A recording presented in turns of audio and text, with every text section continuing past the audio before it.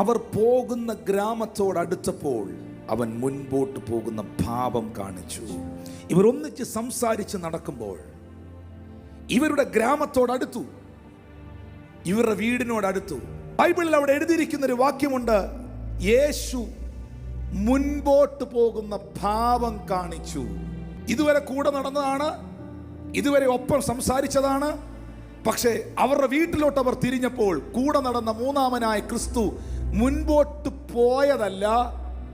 നിന്നെ വിട്ടിട്ട് പോകാൻ അവന് മനസ്സില്ല, അവൻ പോകുകയില്ല. അവൻ മുൻപോട്ട് പോകുന്ന ഭാവം കാണിച്ചു. 28-9 വാക്യത്തിൽ പറയുന്നു, അവരോ ഞങ്ങളുടെ കൂടെ പാർക്ക, നേരം വൈകി അസ്തമിക്കാറായല്ലോ എന്ന് പറഞ്ഞ് അവനെ നിർബന്ധിച്ചു, അല്ലെങ്കിൽ വിളിച്ചു. വിളിക്കാത്തടുത്ത് പോകാറില്ല. വിശ്വസിക്കാത്തവന് വേണ്ടി ഒന്നും പ്രവർത്തിക്കാറുമില്ല. അവൻ ആ ഭവനത്തിലേക്ക് പ്രവേശിച്ചു. അവർ വിളിച്ചതിനാൽ അവൻ ആ വീട്ടിൽ ചെന്നു.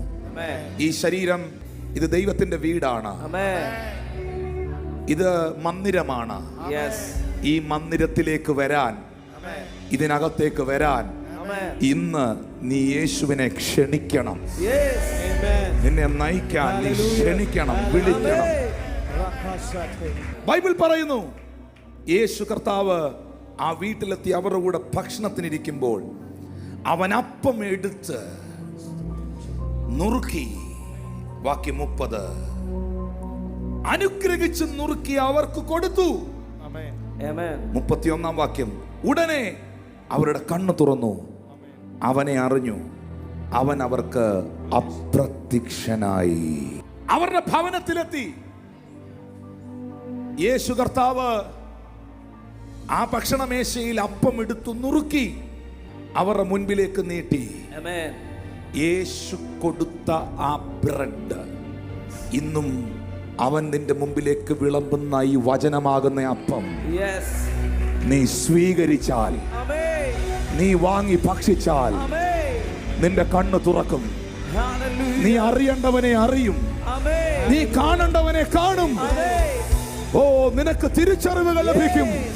ഞാൻ വളരെ സ്നേഹത്തോടെ നിങ്ങളോട് പറയുന്നു, ജീവന്റെ വചനം, മന്ന, അപ്പം കർത്താവ് അങ്ങോട്ട് നുറുക്കി അനുഗ്രഹിച്ച് നിങ്ങളുടെ മുമ്പിലേക്ക് വെച്ച് തരുമ്പോൾ അതിനെ അങ്ങ് തള്ളിക്കളയാതെ, പാരമ്പര്യം പറയാതെ നീ അതിനെ അങ്ങ് സ്വീകരിച്ചാൽ നിന്റെ കണ്ണ് തുറക്കും.